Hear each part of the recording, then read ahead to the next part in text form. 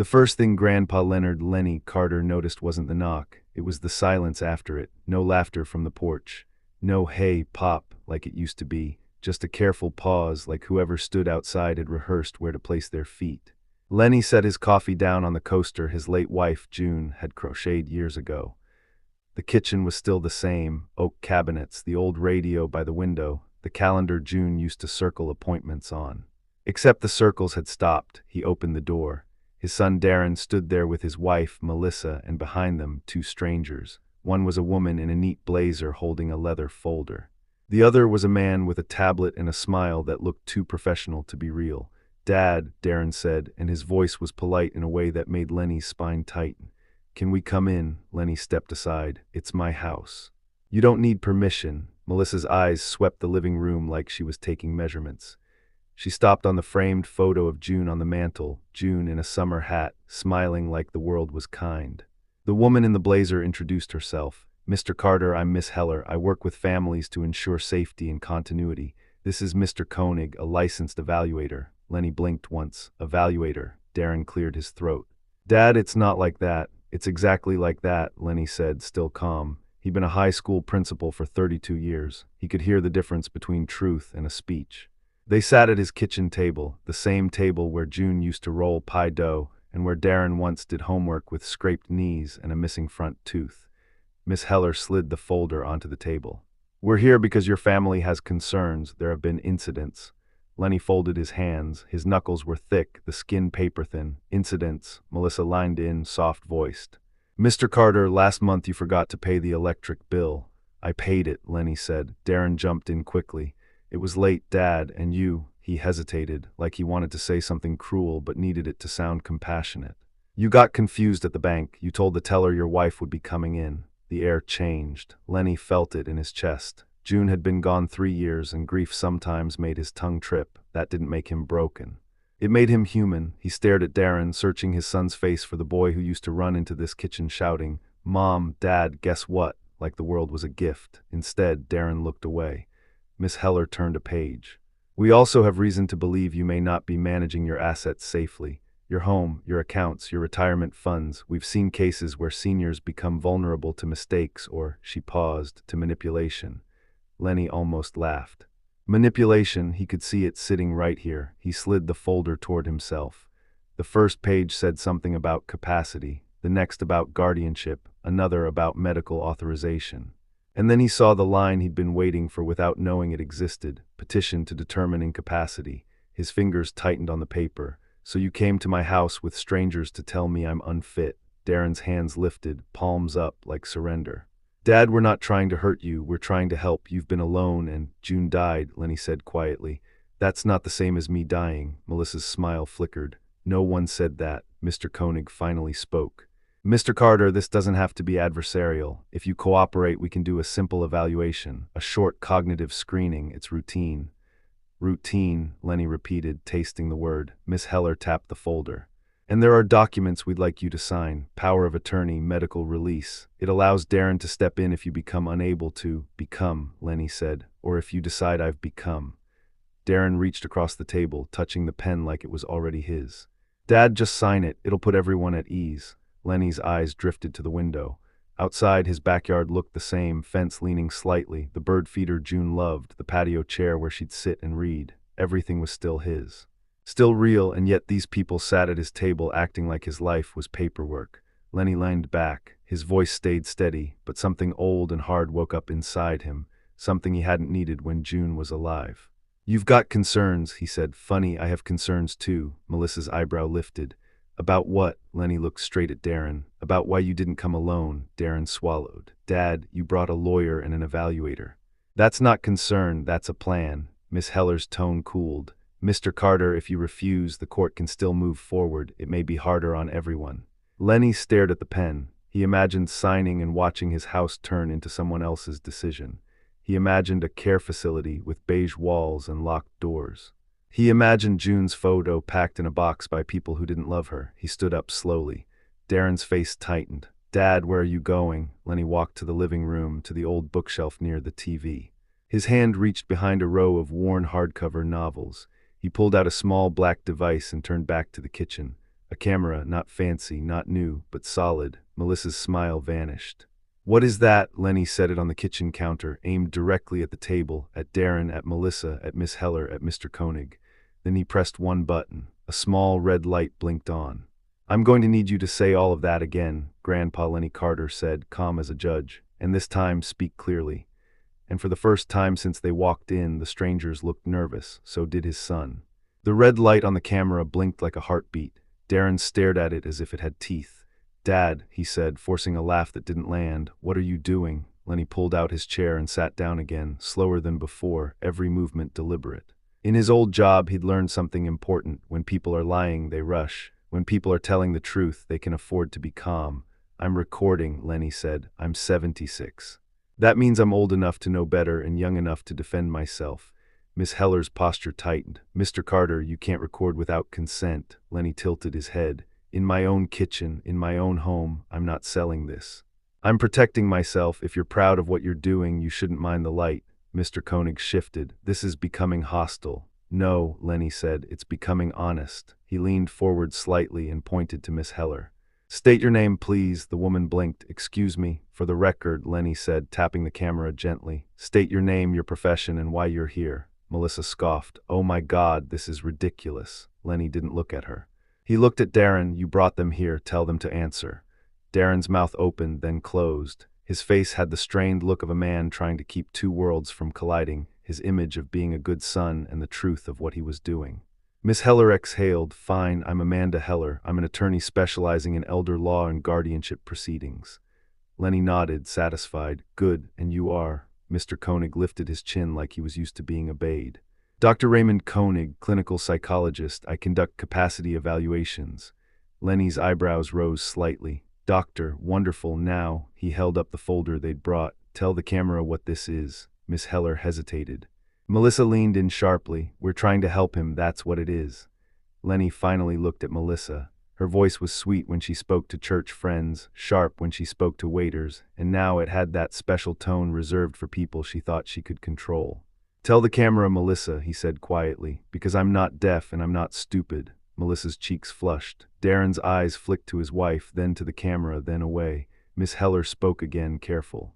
"These are documents designed to ensure continuity of care and financial management, should you become incapable of making decisions." "And the petition?" Lenny asked. Miss Heller's lips pressed together. "A petition is an option if family concerns persist." Lenny turned the folder, reading the title out loud. "Petition to determine incapacity." He set it down and looked at Darren. "Say it, son. Say what you came here to do." Darren's throat bobbed. "Dad, we just want you safe." "Then why does this paperwork hand you my life?" Lenny asked, voice still even. Darren's eyes narrowed. "That's not fair." "It's fair," Lenny replied. "Because I've already been safe. I've paid my taxes. I've kept this house. I've done more for this family than you'll ever admit. So explain to the camera why this suddenly matters." Melissa made a frustrated sound. "He's twisting it." Lenny turned the camera slightly so it framed Melissa better. "No, I'm revealing it." Dr. Koenig cleared his throat. "Mr. Carter, your reaction here is intense. That can be a sign of paranoia or impaired judgment." Lenny smiled, a small, controlled smile. "Doctor, did you just diagnose me because I turned on a camera?" Koenig blinked. "I'm simply observing." "Observe this," Lenny said. He reached into the drawer beside him and pulled out a neat stack of papers already clipped together. The edges were crisp, prepared. Darren's eyes widened. "What's that?" Lenny slid the stack across the table so the camera could see the top page. "Home security system receipt. Installed 2 weeks ago. Cloud camera subscription. Active." Melissa's mouth dropped slightly. "You put cameras in the house." "In my house," Lenny corrected. "Front porch, back porch, living room, and this kitchen." Darren shot up from his chair, panicked. "Dad, that's not—" "Sit," Lenny said, and the word landed heavier than it should have. Darren froze. Lenny looked at the camera. "For anyone watching later, this is my son Darren Carter and his wife Melissa. They arrived today with an attorney and a psychologist, carrying paperwork to declare me mentally unfit." Melissa leaned forward angrily. "Turn that off." "No," Lenny said. "And if you try to touch it, that will also be recorded." Miss Heller's face had changed. Lawyers didn't fear old men, but lawyers did fear evidence. Dr. Koenig tried a softer approach. "Mr. Carter, perhaps we should pause. If you're willing to do a screening, it could ease everyone's concerns." Lenny nodded slowly. "Great idea." Darren's shoulders relaxed a little, relief flooding his face. Lenny continued, but not with a stranger my son hired. Not at my kitchen table, we do it my way. Melissa crossed her arms. And your way is what? Lenny reached behind him and pulled out his phone. He opened it calmly, like he'd done it 100 times. He pressed a contact. A name appeared on the screen. Aunt Ruth, attorney, estate. Darren's face drained of color. Lenny looked at the camera again. This is where it gets interesting, because I'm not alone and I'm not unprepared. The phone rang, once, twice. Then Ruth answered, voice sharp and awake. Lenny, you all right? Lenny held the phone up so the camera could hear. Ruth, they're here with papers. Silence on the other end, then a single word like a gun cocking. Don't sign anything. Lenny's gaze locked on Darren as if Darren could feel every year of June's absence and every hidden plan Darren had been keeping. I wasn't going to, Lenny said. And in the background, Melissa whispered something to Darren that the camera picked up anyway. We need to leave, now. They tried to leave like nothing happened. That was the bold part. Melissa stood up first, smoothing her sweater as if she'd just finished a normal family visit. Miss Heller began stacking her papers quickly. Dr. Koenig slid his tablet into a case with practiced speed. Darren lingered, torn between panic and pride. Lenny didn't move. He didn't have to. The camera stayed on. The red light blinked. The kitchen stayed quiet except for the faint hum of the refrigerator and the distant bark of a neighbor's dog. Aunt Ruth's voice came through the phone, low and controlled. Lenny, listen carefully. Do not let them remove any paperwork, and do not be alone with them. Lenny glanced at Miss Heller. You heard her. Miss Heller forced a professional smile. Mr. Carter, we're stepping away for now. We can reconvene later with my attorney present, Lenny said. Darren rubbed his forehead. Dad, you called Aunt Ruth. Seriously? Lenny's eyes didn't soften. Seriously. Because you didn't come as my son, you came as my replacement. Melissa snapped. This is pointless. He's impossible. Lenny tilted the camera slightly toward her. Say that again. Melissa froze. Ruth's voice sharpened. Amanda Heller. Is that the attorney? Lenny put her on speaker. Lenny tapped speakerphone and set the phone by the camera. Miss Heller's face went stiff. Who is this? This is Ruth Carter, Ruth said. Licensed attorney, also his sister.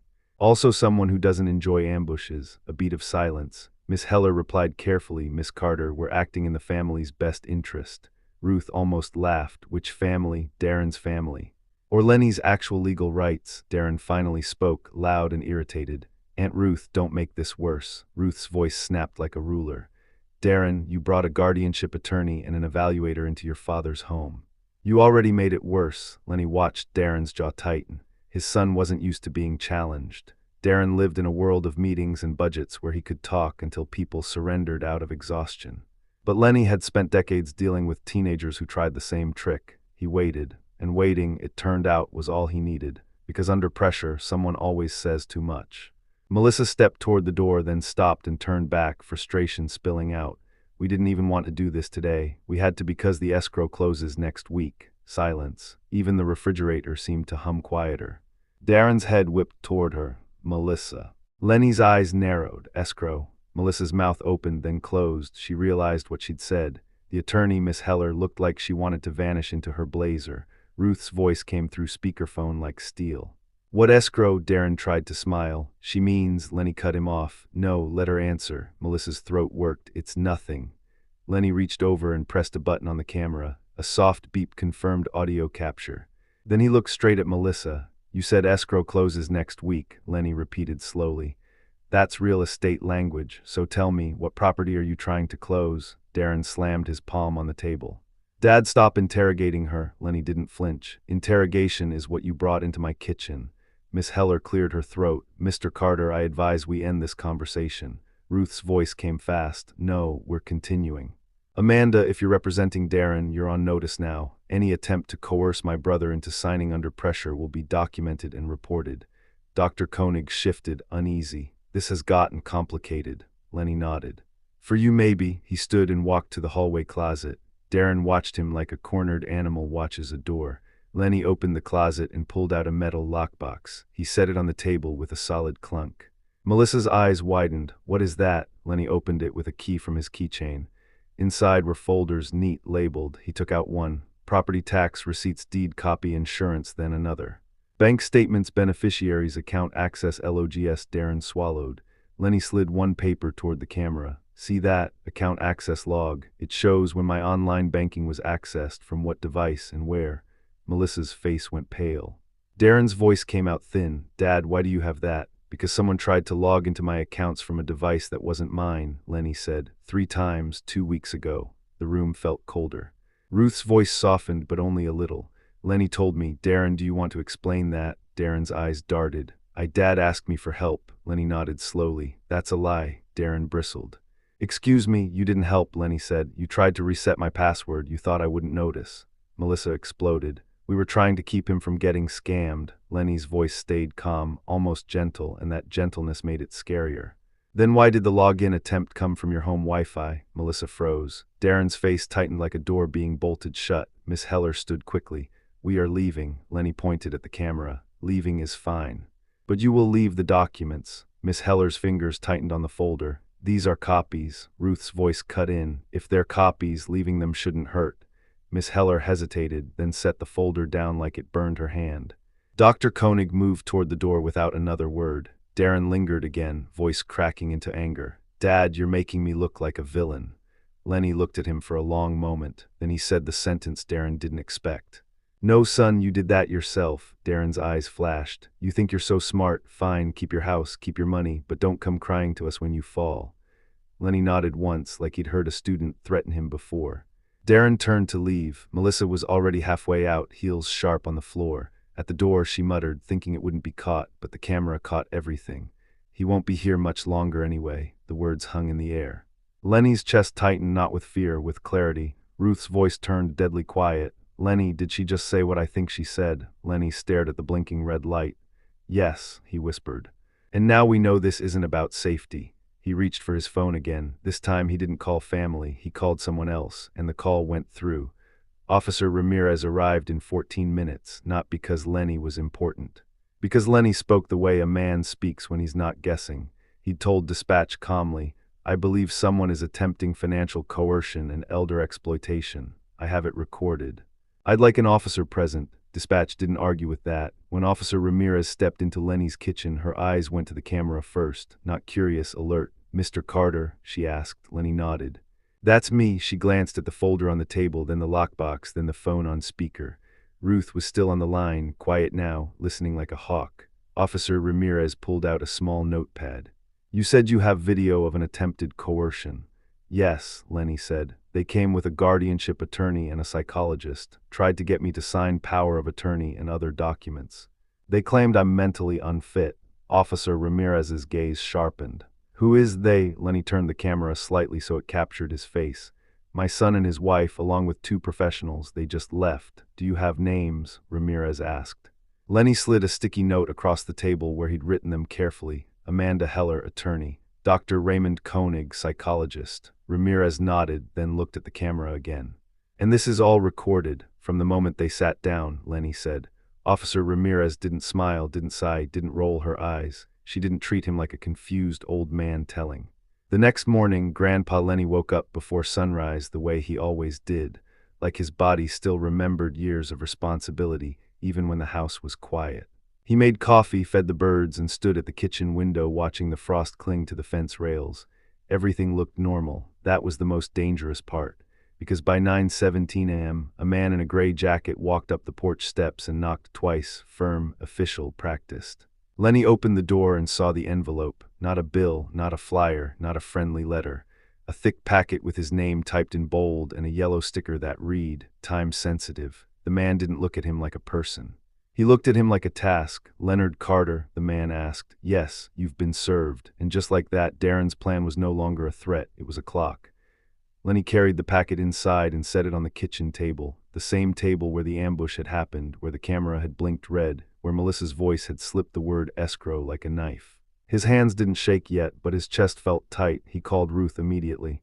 She filed, he said. Ruth didn't ask who, she knew. Do not panic, she said. Do not call Darren. Do not respond to anyone without me. Lenny stared at the cover page. Petition for appointment of guardian and conservator, emergency temporary authority, requested emergency temporary authority. Words designed to sound polite while stealing a life. Ruth arrived within an hour, her coat still dusted with travel grit. She walked into his kitchen like she owned the air. She took one look at the packet and her jaw tightened. They're claiming you're a danger to yourself, she said. that you're confused, that you're being manipulated, that you can't manage your finances. They're asking the judge to grant Darren temporary control while the court schedules a full hearing. Lenny's voice came out steady, but it had a strange edge. How soon? Ruth checked the date. 5 business days. Lenny blinked. 5 days. That's why they use the word emergency, Ruth said. It rushes everything.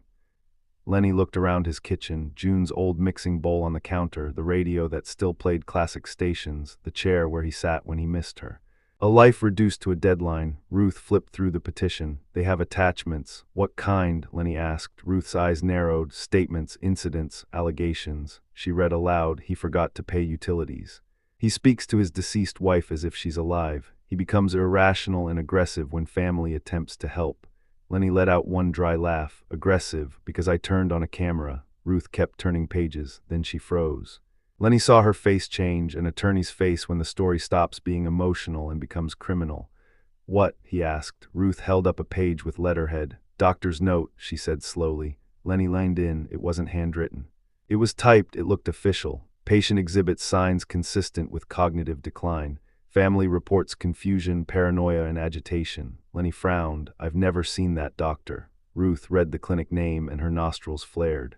This is from the same health network Darren uses. Lenny's stomach dropped. So they already built the medical story. Ruth nodded. And that means they were planning this long before they came with papers. Lenny's phone buzzed again. A text from Darren. Dad, we can do this the easy way. Sign voluntarily and we'll stop the court process. Lenny stared at the screen until the letters blurred. Ruth watched him. Don't answer. Lenny set the phone down like it was hot. He's talking like a negotiator, because he thinks he has leverage, Ruth said. Lenny looked at the folder from the ambush still on the table. We have the recording. Ruth nodded once, and we're going to use it. But we also need to protect you from the medical trap. Trap, Lenny repeated, and the word felt correct. Ruth stood and walked to his fridge. She opened it casually like she was checking food. Then she turned her head. Do you keep your medications in here? She asked. Lenny shook his head. Bathroom cabinet. Ruth's eyes sharpened. Go look. Right now, Lenny walked down the hall, opened the cabinet, and stared. His usual bottles were there, blood pressure, vitamins, but there was one small amber bottle he didn't recognize. No label, no pharmacy sticker, just pills. Lenny's mouth went dry. Ruth stepped behind him and didn't touch the bottle, only pointed. Do not take those, do not throw them away, that is evidence. Lenny's voice came out low. How did that get here? Ruth didn't answer with comfort. She answered with a plan. We're locking down the house, she said. We're changing every password. We're calling your primary doctor and getting documented proof of your mental status from someone who actually knows you. Lenny stared at the unlabeled bottle as if it could speak. In his mind, he heard Melissa's whisper again. He won't be here much longer anyway. Lenny turned and walked back toward the kitchen, his steps measured. He stopped by the camera on the counter. He pressed record. And he said, calmly and clearly, today is the day they started trying to make me look sick. Ruth didn't let Lenny go to the clinic alone. That was the first rule now. No more being old and independent in a world that used independence as a weakness. They drove to Dr. Patel, Lenny's primary care physician for 12 years, the same doctor who'd seen him through June's illness. The same doctor who'd watched him lose weight after the funeral and then slowly regain his appetite and his routine. If anyone could tell the truth, it was Dr. Patel, but even in the waiting room, something felt off. The receptionist looked up too quickly when Lenny said his name, like she'd been warned he might show up. Her smile was careful. I don't see you scheduled, she said. Ruth leaned forward. He's not scheduled. We're requesting a same-day check-in and a capacity letter. The receptionist's eyes flicked toward a hallway, then back. One moment, she disappeared. Ruth's voice dropped. They may have tried to cancel your care. Or redirect it. Lenny sat down slowly. He felt the eyes of strangers in the room, not hostile, just curious. But in a story like this, curiosity could become gossip, and gossip could become family concerns. A man in a white coat stepped into the waiting area. Not Dr. Patel, he walked straight to Lenny. Mr. Carter, he said warmly, I'm Dr. Grant. Ruth stood. We're here to see Dr. Patel. Dr. Grant smiled again, too smooth. Dr. Patel is unavailable today. But I can assist. I understand there have been concerns. Ruth's face hardened. Concerns from who? Dr. Grant's smile didn't break, but his eyes narrowed slightly. From family. Lenny's stomach tightened. My family called you. Someone did, Dr. Grant said. A loved one. They were worried. These situations can be sensitive. Ruth stepped closer, her voice sharp enough to cut glass without raising it. You are not his physician. You will not evaluate him, and you will not write anything about him. Dr. Grant's tone cooled. Ms. Attorney Ruth Carter, she said. Say your full name for the record. Dr. Grant blinked. Ruth pulled out her phone and began recording openly. Not hidden, not sneaky, confident. Dr. Grant's mouth tightened. This is unnecessary. Ruth didn't move. Your full name. He gave it. Ruth asked, did anyone contact you about my brother's mental capacity? Dr. Grant hesitated. I can't discuss, you can answer yes or no, Ruth said, because if you were contacted by a person with no legal authority and you act on it, that's a problem. The receptionist reappeared behind him, eyes wide.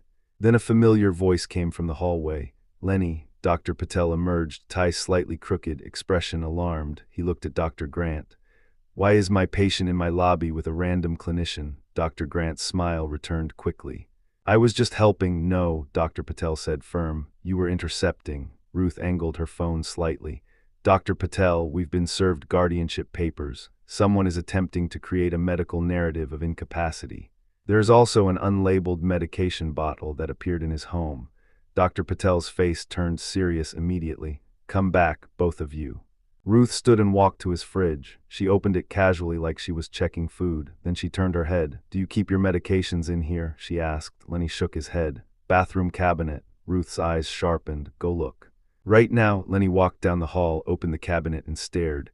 His usual bottles were there, blood pressure, vitamins, but there was one small amber bottle he didn't recognize. No label, no pharmacy sticker, just pills. Lenny's mouth went dry. Ruth stepped behind him and didn't touch the bottle, only pointed. Do not take those, do not throw them away, that is evidence. Lenny's voice came out low. How did that get here? Ruth didn't answer with comfort. She answered with a plan. We're locking down the house, she said. We're changing every password. We're calling your primary doctor and getting documented proof of your mental status from someone who actually knows you. Lenny stared at the unlabeled bottle as if it could speak. In his mind, he heard Melissa's whisper again. He won't be here much longer anyway. Lenny turned and walked back toward the kitchen, his steps measured. He stopped by the camera on the counter. He pressed record. And he said, calmly and clearly, today is the day they started trying to make me look sick. Ruth didn't let Lenny go to the clinic alone. That was the first rule now. No more being old and independent in a world that used independence as a weakness. They drove to Dr. Patel, Lenny's primary care physician for 12 years, the same doctor who'd seen him through June's illness. The same doctor who'd watched him lose weight after the funeral and then slowly regain his appetite and his routine. If anyone could tell the truth, it was Dr. Patel, but even in the waiting room, something felt off. The receptionist looked up too quickly when Lenny said his name, like she'd been warned he might show up. Her smile was careful. I don't see you scheduled, she said. Ruth leaned forward. He's not scheduled. We're requesting a same-day check-in and a capacity letter. The receptionist's eyes flicked toward a hallway, then back. One moment, she disappeared. Ruth's voice dropped. They may have tried to cancel your care. Or redirect it. Lenny sat down slowly. He felt the eyes of strangers in the room, not hostile, just curious. But in a story like this, curiosity could become gossip, and gossip could become family concerns. A man in a white coat stepped into the waiting area. Not Dr. Patel, he walked straight to Lenny. Mr. Carter, he said warmly, I'm Dr. Grant. Ruth stood. We're here to see Dr. Patel. Dr. Grant smiled again, too smooth. Dr. Patel is unavailable today. But I can assist. I understand there have been concerns. Ruth's face hardened. Concerns from who? Dr. Grant's smile didn't break, but his eyes narrowed slightly. From family. Lenny's stomach tightened. My family called you. Someone did, Dr. Grant said. A loved one. They were worried. These situations can be sensitive. Ruth stepped closer, her voice sharp enough to cut glass without raising it. You are not his physician. You will not evaluate him, and you will not write anything about him. Dr. Grant's tone cooled. Ms. Attorney Ruth Carter, she said. Say your full name for the record. Dr. Grant blinked. Ruth pulled out her phone and began recording openly. Not hidden, not sneaky, confident. Dr. Grant's mouth tightened. This is unnecessary. Ruth didn't move. Your full name. He gave it. Ruth asked, did anyone contact you about my brother's mental capacity? Dr. Grant hesitated. I can't discuss, you can answer yes or no, Ruth said, because if you were contacted by a person with no legal authority and you act on it, that's a problem. The receptionist reappeared behind him, eyes wide. Then a familiar voice came from the hallway. Lenny. Dr. Patel emerged, tie slightly crooked, expression alarmed. He looked at Dr. Grant. Why is my patient in my lobby with a random clinician? Dr. Grant's smile returned quickly. I was just helping. No, Dr. Patel said firm. You were intercepting. Ruth angled her phone slightly. Dr. Patel, we've been served guardianship papers. Someone is attempting to create a medical narrative of incapacity. There's also an unlabeled medication bottle that appeared in his home. Dr. Patel's face turned serious immediately. Come back, both of you. Ruth stood and walked to his fridge. She opened it casually like she was checking food. Then she turned her head. Do you keep your medications in here? She asked. Lenny shook his head. Bathroom cabinet. Ruth's eyes sharpened. Go look. Right now, Lenny walked down the hall, opened the cabinet, and stared. His usual bottles were there, blood pressure, vitamins, but there was one small amber bottle he didn't recognize. No label, no pharmacy sticker, just pills. Lenny's mouth went dry. Ruth stepped behind him and didn't touch the bottle, only pointed. Do not take those, do not throw them away, that is evidence. Lenny's voice came out low. How did that get here? Ruth didn't answer with comfort. She answered with a plan. We're locking down the house, she said. We're changing every password. We're calling your primary doctor and getting documented proof of your mental status from someone who actually knows you. Lenny stared at the unlabeled bottle as if it could speak. In his mind, he heard Melissa's whisper again. He won't be here much longer anyway. Lenny turned and walked back toward the kitchen, his steps measured. He stopped by the camera on the counter. He pressed record. And he said, calmly and clearly, today is the day they started trying to make me look sick. Ruth didn't let Lenny go to the clinic alone. That was the first rule now. No more being old and independent in a world that used independence as a weakness. They drove to Dr. Patel, Lenny's primary care physician for 12 years, the same doctor who'd seen him through June's illness. The same doctor who'd watched him lose weight after the funeral and then slowly regain his appetite and his routine. If anyone could tell the truth, it was Dr. Patel, but even in the waiting room, something felt off. The receptionist looked up too quickly when Lenny said his name, like she'd been warned he might show up. Her smile was careful. I don't see you scheduled, she said. Ruth leaned forward. He's not scheduled. We're requesting a same-day check-in and a capacity letter. The receptionist's eyes flicked toward a hallway, then back. One moment, she disappeared. Ruth's voice dropped. They may have tried to cancel your care.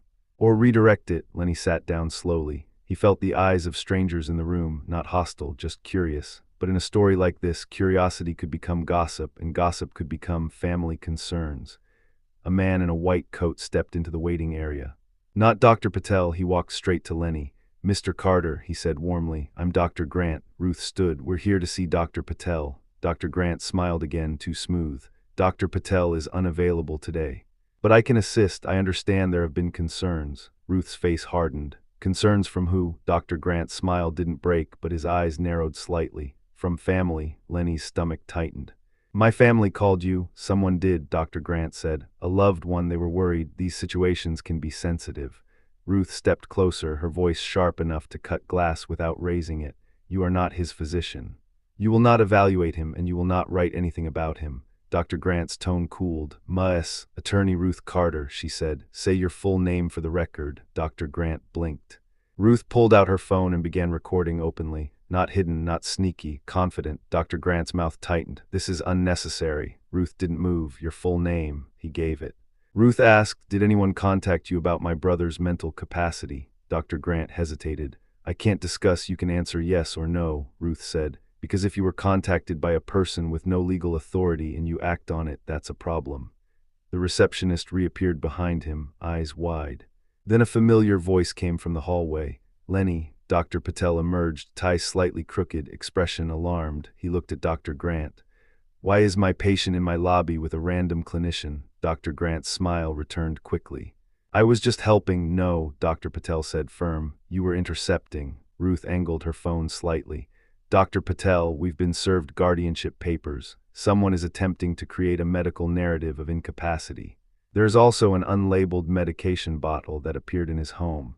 Dr. Patel's face turned serious immediately. Come back, both of you. Inside the exam room, Dr. Patel did what real doctors do. He didn't listen to rumors first. He listened to the patient. He asked Lenny questions, date, location, memory prompts, current events. Lenny answered without confusion. He joked once, and even that joke had structure and timing. Dr. Patel checked vitals, reviewed medications, and then asked the question that made Ruth's eyes narrow. Has anyone been giving you any new pills? Dr. Patel asked.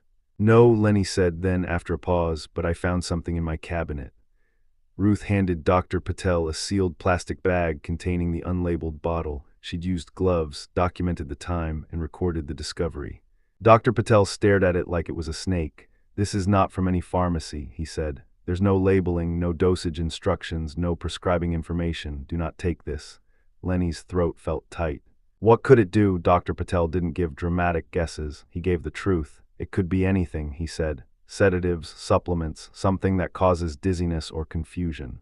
Something that could make a person appear impaired." Ruth exhaled slowly. "A medical trap," Dr. Patel nodded. "I can write a letter today stating Mr. Carter is oriented, capable, and that I have no clinical basis for diagnosing incapacity based on my long-term treatment relationship." Lenny felt relief and anger collide in his chest. Dr. Patel continued, "And if someone contacted this office attempting to influence your care, I need to know. That is unacceptable." Ruth's eyes sharpened. "Can you check records, calls, notes?" Dr. Patel turned to his computer. He clicked through logs, then he paused. His face changed. "Someone called yesterday," he said quietly, "claiming to be from Mr. Carter's family. They asked for an urgent note regarding decline and said he had become dangerous and confused." Ruth's voice went cold. "Did they give a name?" Dr. Patel hesitated. "They did." He looked up. "Melissa Carter." Lenny closed his eyes for a moment because suddenly the whisper made sense. "He won't be here much longer anyway." Ruth leaned forward. "Doctor, document that call. Document everything." Dr. Patel nodded. "I will." Lenny opened his eyes and looked at Ruth. "They're trying to drug me into looking sick," he said, voice flat with shock. Ruth didn't deny it. She didn't soften it. She said, "And now we have proof that they tried." As they left the clinic, Lenny's phone buzzed again. Another text from Darren. "I scheduled you an appointment today. Did you go?" Lenny stared at it. Ruth took his phone gently, typed one response, and showed it to him before sending. "We went. With counsel. Stopped contacting his doctors." Then she sent it. And for the first time, Darren didn't reply. 5 business days passed like 5 years. Lenny slept lightly. He kept the camera charged. Ruth stayed nearby. Officer Ramirez checked in twice. Adult Protective Services opened a case file and asked careful questions. And on the morning of the hearing, Lenny wore the suit he used to wear as principal, Navy, clean, quiet authority.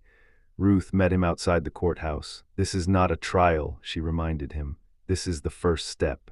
The judge will decide whether to grant temporary authority. We're going to stop that." Inside, the courtroom smelled like paper and old air. The benches creaked when people shifted. Everyone's voice sounded too loud and too small at the same time. Darren sat at the front with Melissa and Miss Heller. Darren looked sharp, tailored jacket, concerned expression carefully arranged. Melissa looked like she hadn't slept, but her eyes were hard. Miss Heller looked calm. Lawyers practiced calm. Lenny walked in with Ruth. Darren stood up too quickly. "Dad," Ruth held up a hand. "No contact." The judge entered. Everyone rose, and then the performance began. Miss Heller spoke first, voice smooth. She described Lenny as a vulnerable senior experiencing decline, at risk of financial harm, confused about daily tasks, and paranoid. The word fell into the room like smoke, hard to see, easy to breathe in. Then Darren testified. He didn't talk like a son. He talked like a witness coached to look sad. "My father used to be strong," Darren said, voice trembling on purpose. "But after Mom died, he changed. He forgets. He becomes agitated. He thinks everyone is out to get him." Ruth's pen tapped once on her notebook. Melissa spoke next. Her voice was soft, her eyes glossy. "We love him," she said. "We're scared. Last week he accused us of trying to steal from him. He installed cameras. He's recording everyone." "That isn't normal." Lenny sat still. He didn't interrupt. He didn't react, because Ruth had told him the truth. The judge wasn't just listening to words. She was watching behavior. Finally, Miss Heller presented documents. "A note from a physician indicates signs consistent with cognitive decline," she said, holding up a sheet. Ruth stood immediately. "Objection. That physician is not his doctor and has no treatment relationship. We have documentation that this office was contacted by Melissa Carter attempting to influence medical notes." The judge's eyes narrowed. Miss Heller hesitated. "Your Honor, the family simply requested." Ruth stepped forward.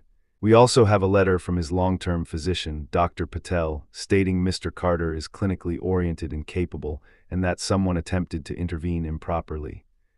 Ruth handed the letter to the clerk. The judge read it slowly. The room grew still. Miss Heller cleared her throat. "Regardless, the family's concern remains," Ruth nodded. "Then let's talk about the actual concern." She glanced at Lenny. "May we play video evidence?" Miss Heller stiffened. "Your Honor," the judge looked up. Does the video contain relevant interactions? Ruth said. It contains attempted coercion, discussion of an escrow closing, and statements implying intent to remove Mr. Carter's autonomy. The judge paused. Play it. Miss Heller's face tightened. Darren's jaw clenched. Melissa's hands curled into her purse strap. Ruth opened a laptop, connected a small speaker, and pressed play. The courtroom filled with Darren's voice. Dad, just sign it. It'll put everyone at ease. Then Melissa, we had to because the escrow closes next week. Then the whisper clear enough to make the air change. He won't be here much longer anyway. A murmur rippled through the courtroom. The judge held up a hand, silencing it. Ruth paused the video and looked straight at Darren. Mr. Carter, she said, what escrow was your wife referring to? Miss Heller stood. Objection, relevance. Ruth didn't blink. Direct relevance. The guardianship petition requests emergency authority. The video indicates a financial deadline, an escrow closing, suggesting the petition is being used to gain control of property before a transaction. The judge's gaze sharpened. Objection overruled. Answer the question. Darren's mouth opened, closed. He glanced at Miss Heller. The judge's voice cut in. Mr. Carter, answer. Darren swallowed. It was a misunderstanding. Ruth nodded slowly. Misunderstanding. Then why was a quitclaim deed prepared listing Darren Carter as grantee for the lake cabin? Melissa jerked her head up. Darren's face drained. Ruth held up a copy of the document. The judge leaned forward. Where did you obtain that? Ruth replied. From Mr. Carter's home documents. It was prepared but unsigned. We also have an account access log showing attempted banking access from Darren and Melissa's home network. Now the judge wasn't just listening. She was calculating. She turned to Miss Heller. Counsel, explain. Miss Heller's voice stayed professional, but her eyes flashed. Your Honor, families often prepare documents proactively. The judge cut her off. Proactively with a coercive meeting recorded on camera. Silence. Then the judge looked at Lenny for the first time directly. Mr. Carter, she asked, do you understand the nature of this proceeding? Lenny stood. His legs felt heavy, but his voice didn't waver. Yes, Your Honor, he said. They're trying to take over my life by calling it help. The judge studied him. Then she said the words Darren didn't want to hear. I am not granting temporary guardianship today. Melissa inhaled sharply. Darren looked like he'd been punched without being touched, but the judge wasn't finished.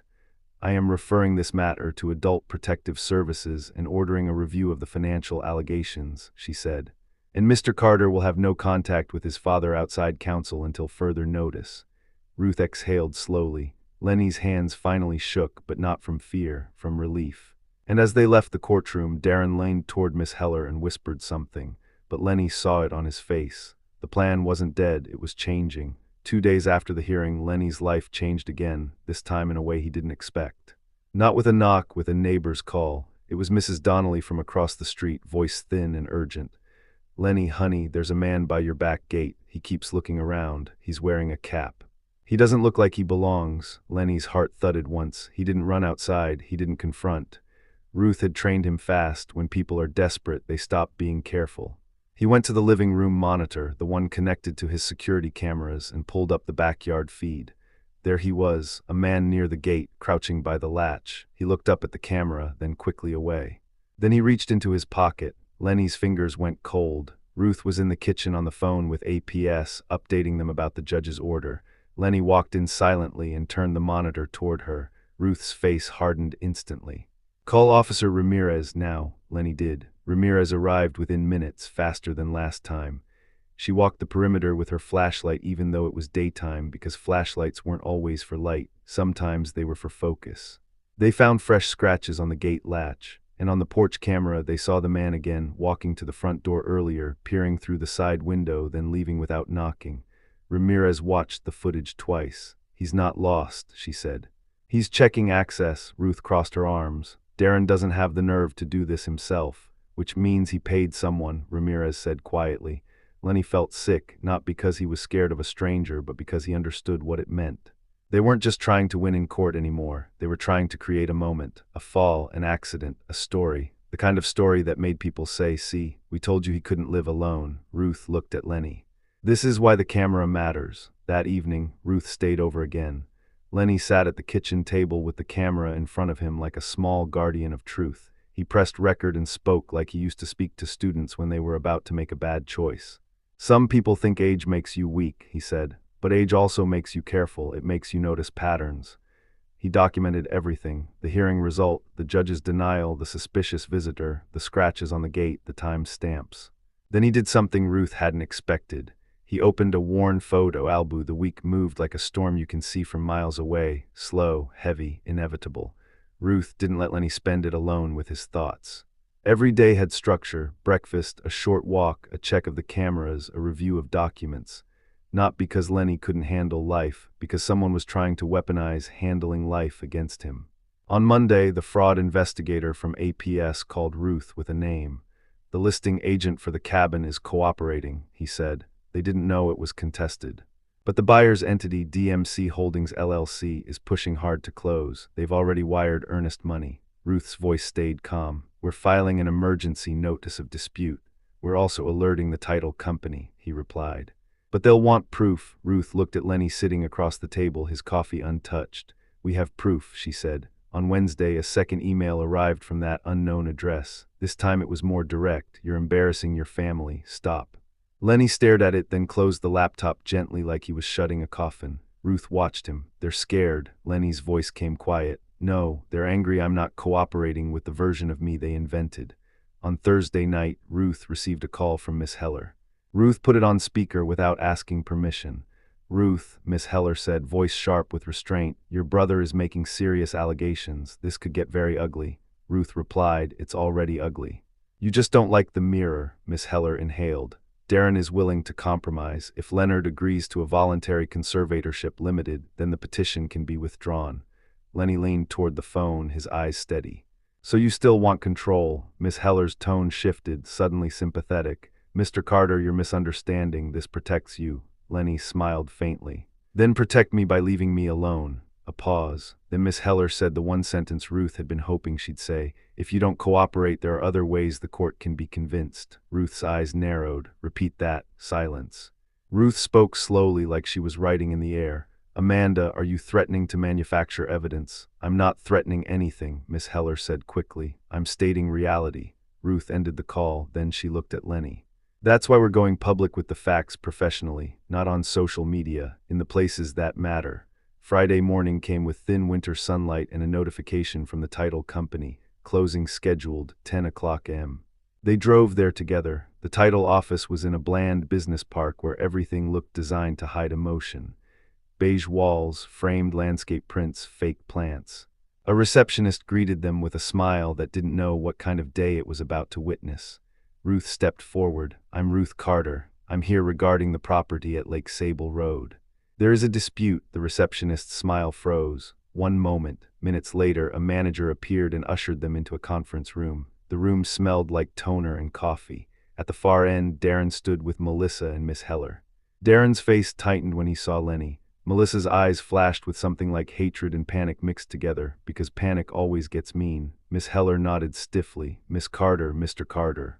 Ruth placed a folder on the table. "Here is our notice of dispute. Here is a letter from the court stating temporary guardianship was denied. Here is documented evidence of attempted coercion and financial access attempts. We are requesting this closing be halted immediately." The title manager's eyes widened as he skimmed the documents. Miss Heller leaned in. "This is a family matter. There's no need to derail a transaction because of fraud," Ruth asked sweetly.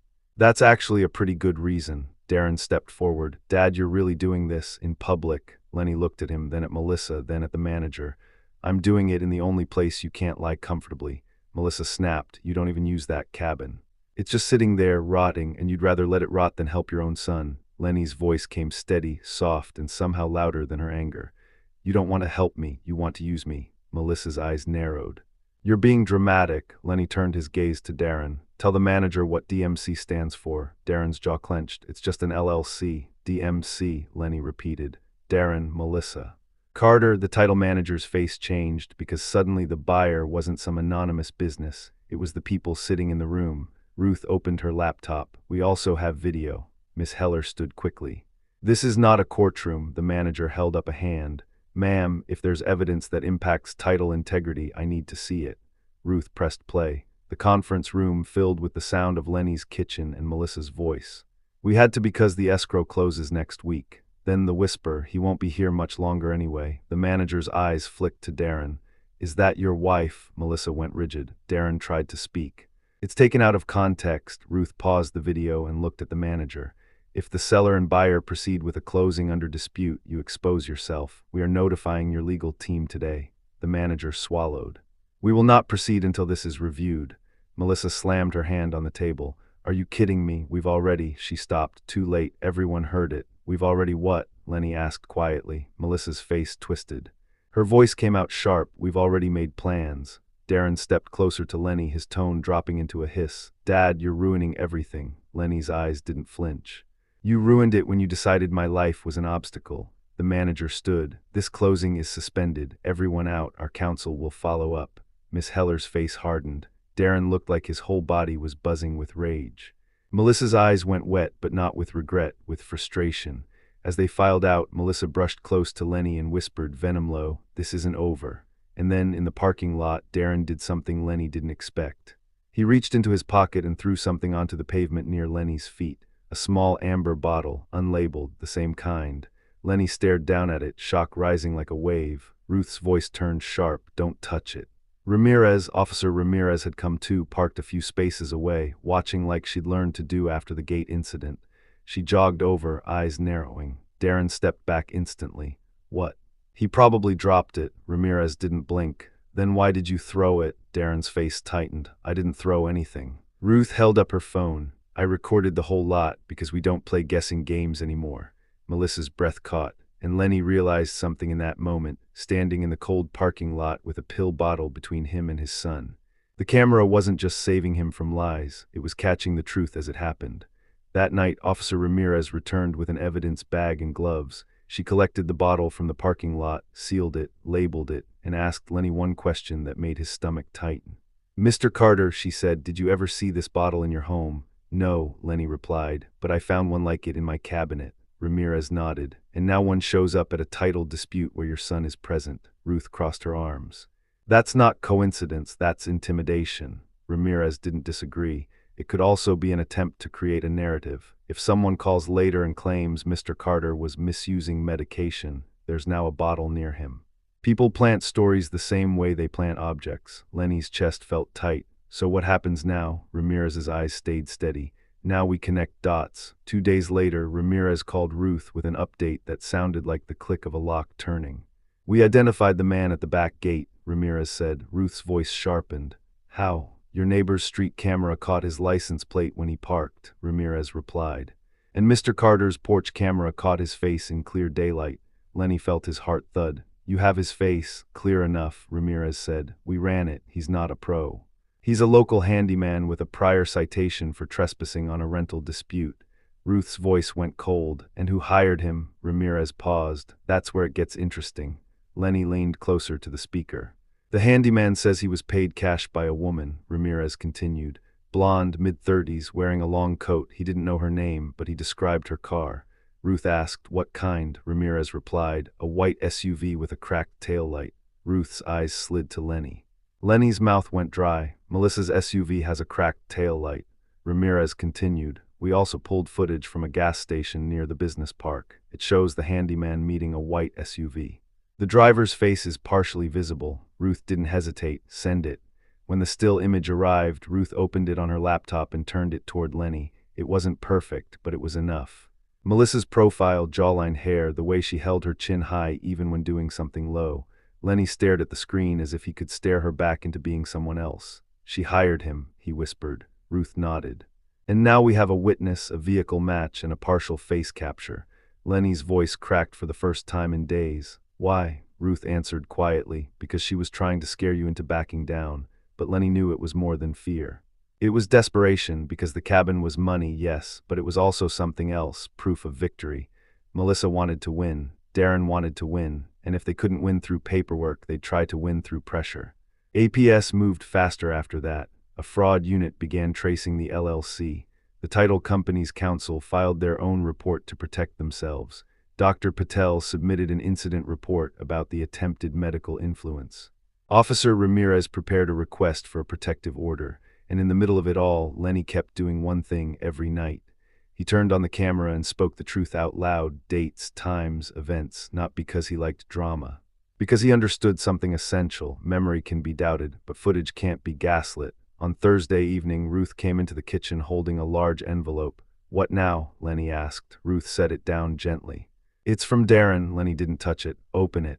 Ruth opened it carefully. Inside was a letter, typed, cold and neat. "Dear Dad, if you don't stop, we will pursue a full incapacity ruling. We will also seek to have you placed in supervised living for your safety. Your behavior is becoming unstable and embarrassing. This is your final warning." Ruth looked up, eyes blazing. "Threats in writing." "Lovely." Lenny's hands trembled slightly, not with fear but with grief. He stared at the signature line. Darren. He remembered Darren at 6, asleep on the couch with a bowl of cereal spilled beside him, trusting the world. He remembered Darren at 16, angry, slammed doors, but still his boy. He remembered Darren at 25, shaking his hand at graduation, saying, "Thanks, Dad. Now this." Final warning. Lenny picked up the letter slowly, then looked at the camera on the counter. He pressed record. He held the letter up to the lens, and he said softly, "This is what it looks like when love becomes leverage." Then he did something Ruth didn't expect. He stood, walked to the living room, and pulled a dusty cardboard box from the closet. He brought it back to the table. Ruth's eyes narrowed. "What's that?" Lenny opened it and pulled out an old camcorder, tapes and all. Ruth blinked. "You still have those?" Lenny nodded. June recorded everything: birthdays, holidays, the cabin, Darren as a kid. He slid one tape forward, a label in June's handwriting, Lake Sable, summer. Lenny looked at Ruth. "If Darren and Melissa are building a story that I'm unfit," he swallowed, "then I'm going to show the court who I really am, and who they really are." The first time Lenny heard June's voice again, it hit him like a hand on the chest. The tape whirred softly in the old player Ruth dug out of a storage bin. The screen flickered, colors washed and nostalgic, and then June appeared, alive, laughing, sun in her hair. Lenny gripped the edge of the table so hard his knuckles turned pale. June turned the camera toward the lake. "Say hi, Lenny," she called. In the video, Lenny, 10 years younger, broader, stronger, laughed and waved, then pointed the camera back at Darren, a skinny boy holding a fishing pole too big for his arms. "Dad," little Darren shouted, beaming. "I caught one." June zoomed in, laughing, and Darren held up a tiny fish like it was treasure. "You're a natural," Lenny's younger voice said, and then clear as day Melissa's voice, not from the past. From the tape, Lenny's breath caught. "Wait." Ruth leaned in, eyes narrowing.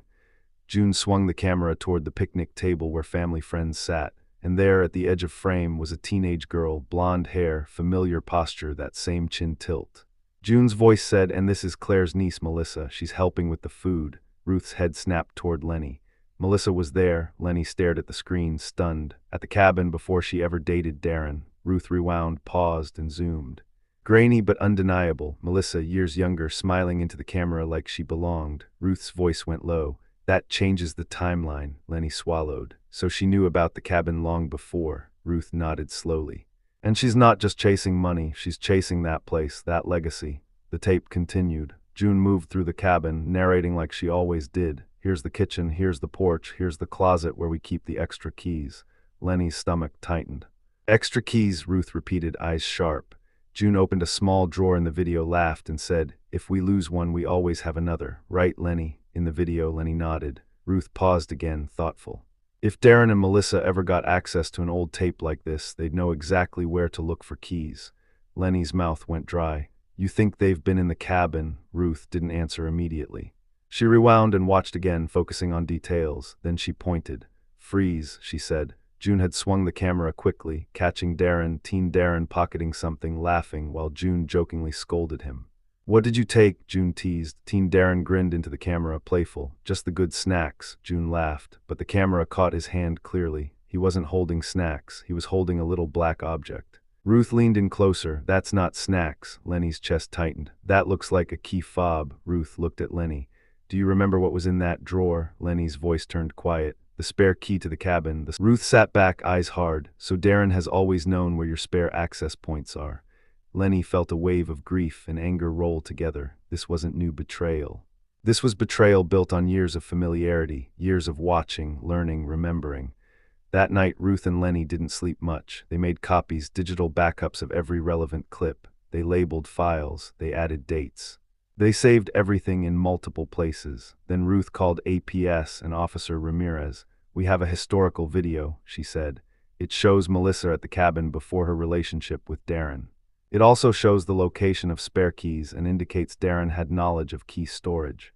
Ramirez's voice came measured but firm. That supports premeditation, Ruth agreed. And we have the parking lot bottle incident on camera, plus the handyman identification. Bring everything to the station, Ramirez said. The next morning, Lenny walked into the police station with Ruth beside him, carrying a hard drive like it was a piece of his own spine. In a small interview room, Ramirez watched the clip silently. She didn't react when June laughed. She didn't react when Melissa appeared. But when the video played Melissa's whisper, "He won't be here much longer anyway," and then later showed the bottle tossed near Lenny, Ramirez's jaw tightened. She looked at Lenny. "Mr. Carter, I'm going to be blunt." Lenny nodded. "Be blunt. This is not just family drama," Ramirez said. "This is a pattern of coercion, attempted fraud, and intimidation. If APS confirms the financial side, and if lab analysis shows those pills were intended to impair you, we'll have grounds for criminal charges." Lenny's throat tightened. "Against my son," Ramirez didn't soften reality. "Against anyone involved," Ruth's voice came low. "We don't want revenge, we want safety and truth." Ramirez nodded. "Then you need one more thing." Lenny blinked. "What?" Ramirez leaned forward. "A clean final move. Something that protects you permanently, even if Darren keeps trying." Ruth exhaled slowly. "Estate restructuring." Ramirez nodded. "Exactly." On the drive home, Lenny stared out the window at winter trees and quiet houses. June's voice still echoed in his mind. Lenny finally spoke. "I never wanted to cut Darren off." Ruth's hands tightened on the steering wheel. "Protecting yourself is not cruelty," Lenny whispered. "It feels like it." Ruth glanced at him. "It feels like it because you're not like them."